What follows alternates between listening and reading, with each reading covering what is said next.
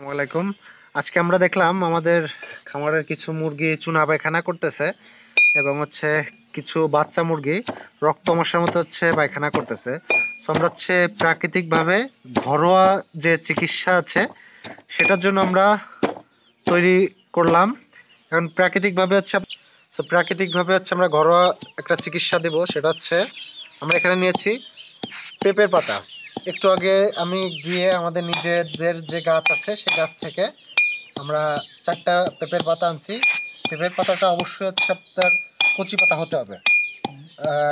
পেঁপের পাতাটা বয়স্ক পাতা হলে সেটা হবে না। তো কচি পাতা লাগবে পেঁপের। আমরা 4টা পাতা সুন্দরভাবে ধুয়ে আমরা এখন এটা থেকে রস বের করব। আমরা এটাকে ছেঁচে নিয়েছি বা যেটা বেটে নিয়েছি এবং এর থেকে আমরা যে রসটা চিপে আলাদা করে নিব। রসটা আপনারা অবশ্যই চিপে আলাদা করে নিয়ে এর যে অবশিষ্ট যেটা থাকবে সেটা আপনারা ফেলে দিতে পারেন। কারণ আমাদের শেষ। আমরা এখানে 4 লিটার পানি নিয়েছিলাম। 4 লিটার পানি নিয়েছিলাম। দেখেন আমাদের যে 4 লিটার পানি, আমাদের টোটাল যে মুরগিগুলো আছে ইনশাল্লাহ আমাদের হয়ে যাবে। এরকম এরকম কালারটা আসবে।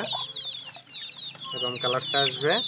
এটা আমরা এখন মুরগিকে ভালোভাবে মিক্সড করে মুরগিকে খেতে দেব। ইনশাল্লাহ আমাদের যে মুরগির যে চুনা পায়খানা বা রক্ত আমাশা যেটাকে বলে রক্ত পায়খানা বাচ্চা মুরগির, সেটা ইনশাল্লাহ ঠিক হয়ে যাবে। আমরা এখন বোতলে ভরে এটা আমরা আমাদের যে বাচ্চা মুরগি আছে আমরা তাদেরকে দিব।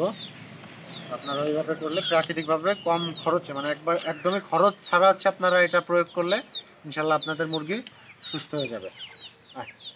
দেখেন কিভাবে খাচ্ছে মুরগিগুলা।